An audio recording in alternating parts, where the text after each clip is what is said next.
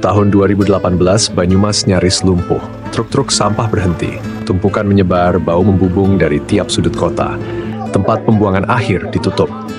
Dampak penutupan tempat pembuangan sampah akhir Kaliori oleh warga beberapa waktu lalu kini masih berlanjut. Di tengah krisis itu, Banyumas memilih jalur yang tak biasa. Bukan sekadar cari lahan baru, tapi mengganti sistem. Dari pola lama, buang dan lupakan menjadi pilah dan olah. Dan dari reruntuhan darurat itu berdirilah Dapur Hijau.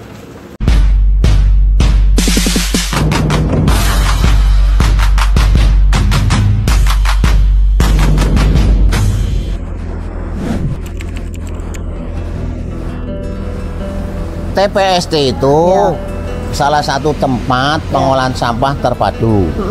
Itu TPST ya. Ya. Karena mengaluri sejarah atau kronologi pengolahan sampah di Kabupaten Banyumas. Ya, Kabupaten Banyumas pada saat 2018 yang sempat ditutup. Ya, TPA sempat ditutup, sempat mengalami darurat sampah. Sehingga Pemda Banyumas merubah pola penanganan sampah, yaitu pola lama tumpuk angkut buang dirubah menjadi pilah sampah, manfaatkan sampah, metodenya 3R. Reduce, reuse, recycle. Di banyak tempat 3 kata itu hanya jadi slogan. Tapi di Banyumas, kata-kata itu jadi sistem. Sistem yang dibangun bukan dari mesin dulu, tapi dari pola pandang. Dan itu dimulai dari rumah-rumah warga. Awalnya penyondingan pengolahan sampah ini kan diperuntukkan pada masyarakat. Tujuannya pemerintah daerah itu merubah mindset masyarakat, perilaku masyarakat, supaya bisa memanfaatkan sampahnya sendiri menjadi nilai ekonomi. Lebih dari itu, tujuannya merubah perilaku, supaya ya bertanggung jawablah dengan sampahnya sendiri. Nah, dengan alur yang namanya ekonomi sirkular, jadi pemberdayaan masyarakat. Tapi perubahan tidak datang secepat slogan. Membangun kebiasaan baru butuh waktu. Karena itu, Banyumas membuat tempat praktik. TPST, tempat pengolahan sampah terpadu. Bukan TPS tempat buang, tapi tempat olah. Dikelola langsung oleh masyarakat lewat KSM. Namun, harapan itu kan tidak semudah membalikan telapak tangan. Artinya berproses. Perlu waktu, perlu proses gitu. Sehingga Pemda menyiapkan salah satu tempat pengolahan sampah terpadu yang dikelola oleh KSM, oleh masyarakat secara berkelompok ya. Nah, kebetulan Kedung Randu ini salah satu tempat bekasnya TPA. Dari tempat buang jadi tempat olah, dari bau busuk jadi laboratorium solusi. Dapur Hijau Banyumas dibangun di atas luka lama, dan dari sana sistem meluas. Tadi kalau ditanya masalah apa bedanya dengan yang di TPA BLE, pemahamannya begini, itu bukan tempat pembuangan akhir, tapi tempat pemrosesan akhir, berbasis lingkungan dan edukasi. Secara tata kelola sama yang dilakukan dengan yang di TPST, bedanya hanya skalanya. Oh, lebih gede yang di sana. Ya, kalau TPST dibangun peruntukannya untuk wilayah kecamatan, cakupannya ya. Ya, kalau TPA BLE dibangun cakupannya untuk kabupaten. Ya, betul.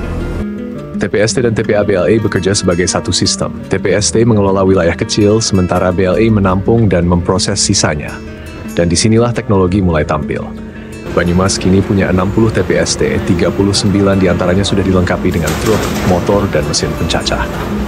Itu semuanya itu ada 60, tetapi yang sudah kita fasilitasi lengkap ada 39 daerah.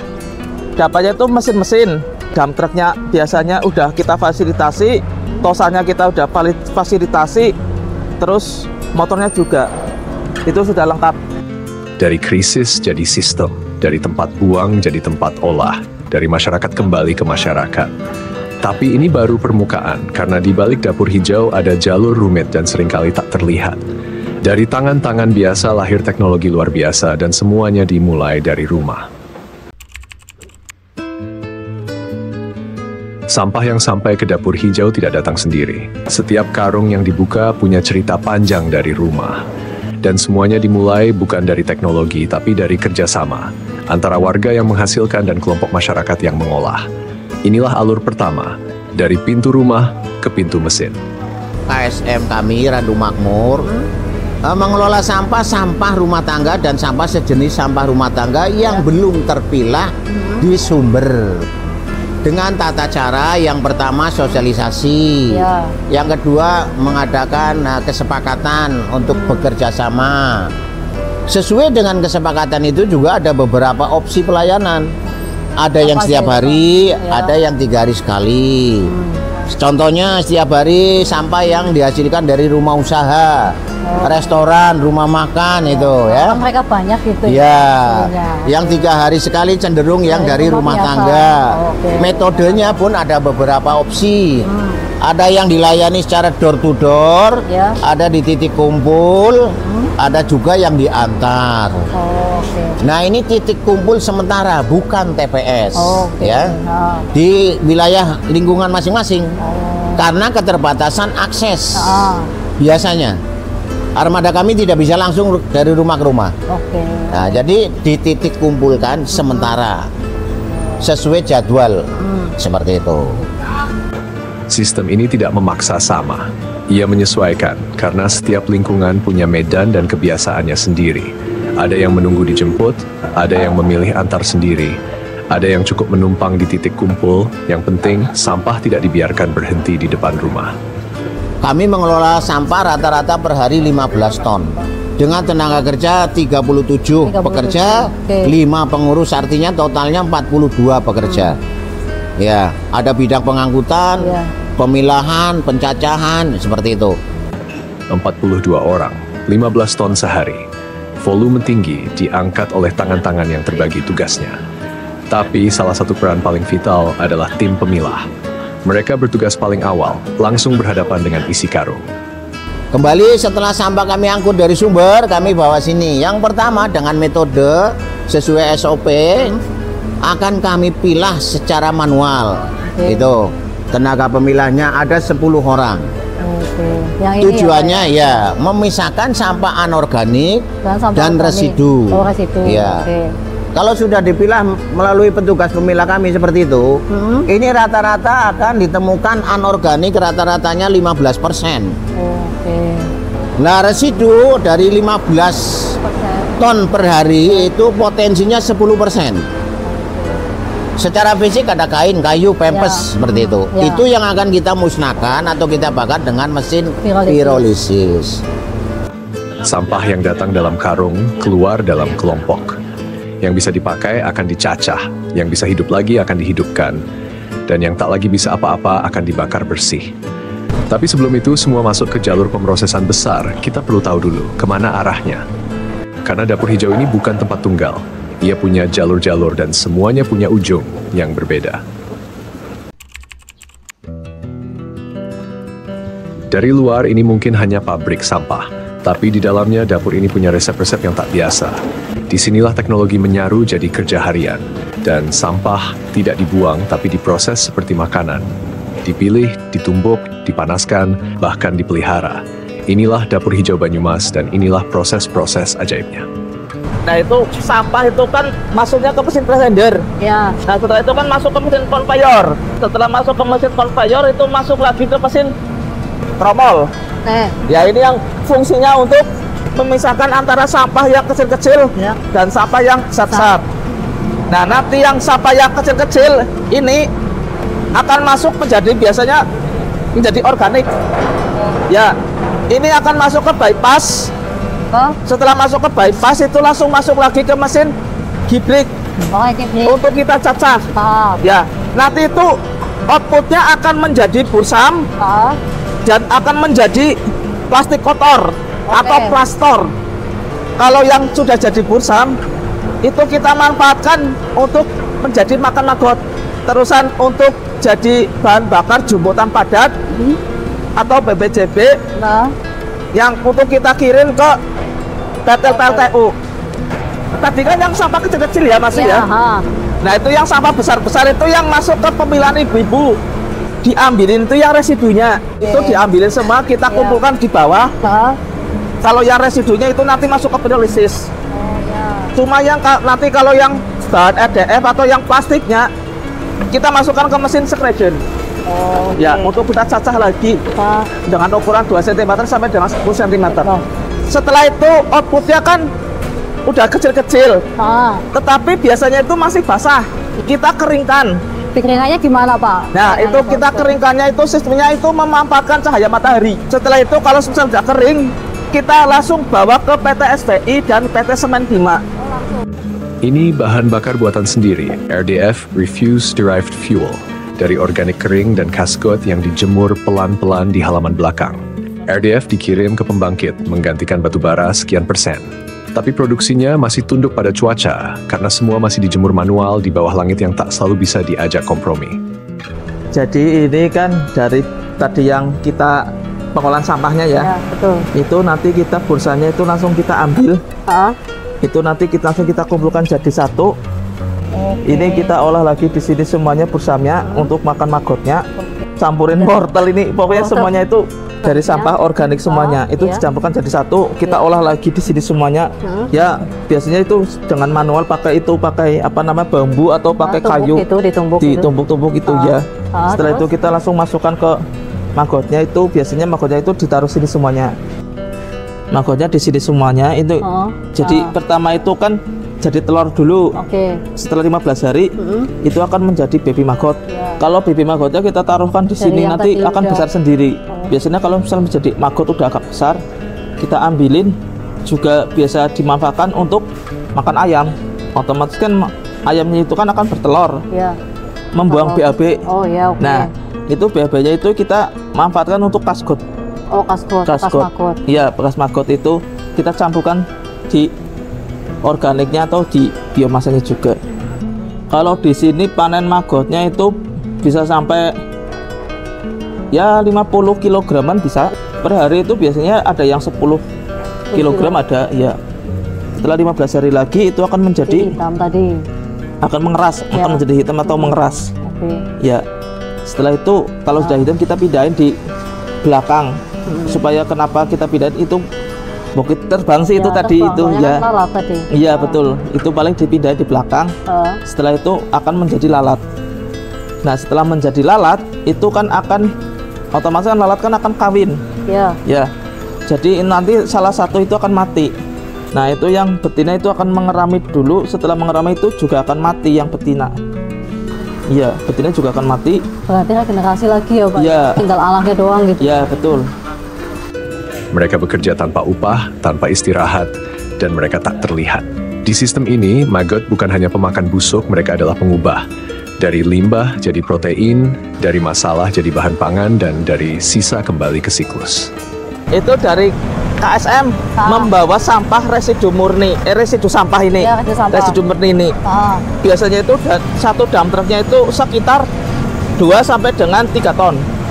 Nah ini yang residu sampahnya seperti baju, kain atau baju, terus pampers, softtek dan sepatu-sepatu atau sandal-sandal yang sudah tidak dimanfaatkan lagi. Kita langsung masukkan ke mesin pirolisis, kita bakar. Nanti nanti outputnya itu akan menjadi abu. Abunya itu kita manfaatkan untuk jadikan bahan batako dulunya. Sekarang kita jadikan untuk urugan tanah di belakang. Nggak semua bisa dimakan maggot dan nggak semua bisa dijadikan energi. Sisa-sisa yang tak terolah residu diproses di tungku pirolisis, tertutup, terukur, tanpa api terbuka, tanpa bau menyengat. Di tempat lain residu jadi limbah sisa. Di sini ia jadi abu yang kembali dipakai untuk urugan atau bahan bangunan ringan. Itu yang sampah plastik kiriman dari KSM langsung. Itu tidak berbayar. Kenapa itu tidak berbayar? Karena dari KSM itu sudah berusaha mengolah sendiri atau memisahkan sendiri. Jadi kita mengapresiasi pekerjaan dia. Nanti setelah itu kan ini kan sampahnya kita bersihkan dulu di situ. Nah setelah agak bersih sedikit, itu kita langsung masukkan ke mesin hot extruder. Yang ini. Ini akan menjadi lelehan plastik atau semacam kalau semisal contohnya itu kayak dodol Garut lah menurut saya gitu. Kayak gini persis. Nah setelah itu kan di sini kan langsung diambil. Cuma itu kan diambilnya itu kan pakai sarung tangan, biasanya itu berlapis 4. Setelah diambil kita masuk pencetakan di sini. Ya. di sini, dicetak di sini semuanya. Kita press dulu di sini semuanya, di press selama 5 menit. Setelah itu kan di sana kan otomatis kan masih panas ya. Itu langsung kita masukkan ke air untuk kita dinginkan dulu. Setelah kita dinginkan di sini, itu kan nanti kan otomatis kan sudah dingin ya.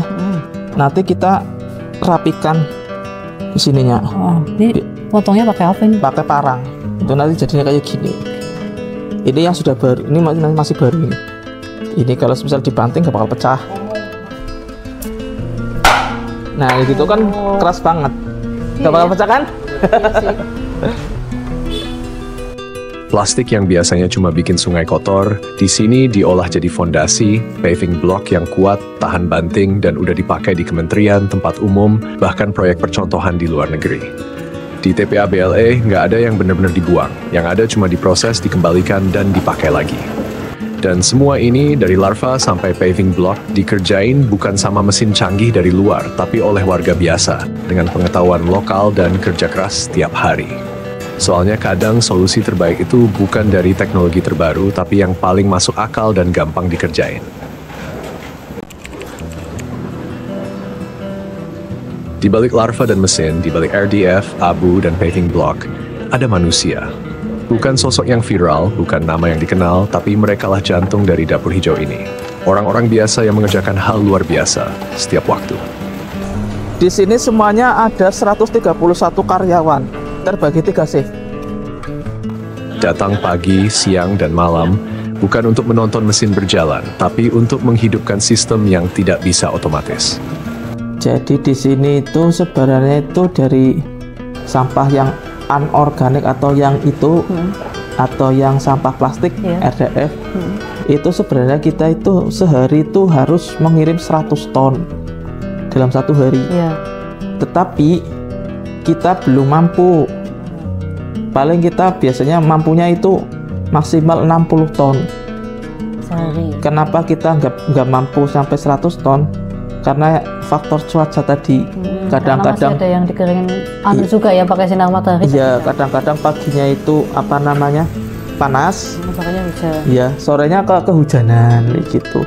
Apa pas mendung tiba-tiba hujan gitu kan otomatis kan basah lagi gitu. Sumber energi alami jadi kunci utama. Di sini matahari bukan hanya penerang, tapi bagian dari proses. Dan ketika langit mendung, produksi pun ikut berhenti. Teknologinya ada, tapi belum semuanya kuat dan belum semuanya stabil. Ya, kalau bicara kesulitan tentu ada. Jadi kan yang pertama kesulitan sosialisasi, mengedukasi masyarakat. Ya, kita ditugaskan untuk membangun masyarakat untuk mau memilah sampah. Ya, itu tentu tidak mudah. Yang kedua, trouble di teknologinya, di alatnya. Bisa saja bang, namanya alat digunakan ada trouble. Kadang juga secara alam, misalnya ya alam lah ya, hujan lebat dan sebagainya juga terganggu. Karena kita mayoritas menggunakan listrik, bisa saja listriknya yang seperti itu. Tantangannya ada di mana-mana. Dari alat yang mogok, cuaca yang tak menentu, sampai warga yang belum terbiasa memilah. Tapi sistem ini tetap berjalan, karena orang-orang ini tetap datang. Begini, yang pertama tentu kami menginginkan peningkatan kapasitas ya. Tentu membutuhkan teknologi, membutuhkan cost, kan seperti itu. Ya, contoh lagi, saya sekarang membayari orang rata-rata 80.000 per hari. Kalau sampai jam 5, ya keinginannya kami bisa lebih mensejahterakan lagi, paling tidak 100.000. Di balik sistem pengelolaan sampah ada nilai yang lebih dalam. Yang dilakukan bukan hanya soal bersih-bersih, tapi soal penghidupan. Setiap gaji harian bukan cuma angka, tapi bentuk dari ekosistem kecil yang menjaga lingkungan, memberi kerja, dan membangun martabat. Inilah bukti bahwa kepedulian bisa menggerakkan ekonomi dari hal yang sering dianggap sepele. Paling kita harapannya itu ya yang terpenting itu mesinnya kita lancar saja, kita langsung bisa produksi banyak. Tetapi kalau mesinnya itu agak menurut saya agak rewel atau agak tiba-tiba macet, tiba-tiba mati, itu kan mau nggak mau kan harus diperbaiki dulu, itu kan mengurangi waktu kita untuk memproduksi. Pengennya kedepannya ya lancar, terusan bangunannya ditambahin ya gitu aja. Soalnya kita masih kekurangan bangunan. Gitu itu. Kenapa kita kekurangan bangunan? Tadi panjenengan sudah lihat ada yang RDF yang di luar, itu kan, ada yang di dalam, ada yang di atas juga ada yang di dekat paving block. Karena kita masih kekurangan gudang RDF. Tapi meski penuh keterbatasan, produksi tetap jalan. RDF dikirim ke PLTU, biji plastik jadi paving block, dan paving block itu... Nah, untuk pemasaran, ini kemana aja Pak biasanya? Ini kita ke umum, udah ada yang di kementerian juga, itu ada yang diterapkan di sana. Terusan ada juga yang diterapkan di Menara Pandang. Ya itu, di sana kan warnanya kan ada yang hitam, ada yang merah. Iya. Terus kan ini sempat jadi percontohan pengolahan sampah dari negara mana aja Pak yang udah kesini gitu?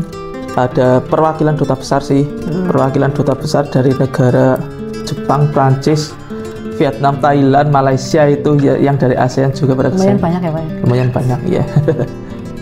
Dari darurat ke panggung dunia, dari sampah ke produk yang diakui internasional, dari dapur lokal ke sistem percontohan. Tapi yang paling penting bukan pencapaiannya, melainkan cara sistem ini dibangun. Perlahan, bertahap, dengan tenaga warga dan logika yang masuk akal. Karena solusi lingkungan tidak harus mewah asal konsisten dan dijalankan oleh tangan yang tidak menyerah.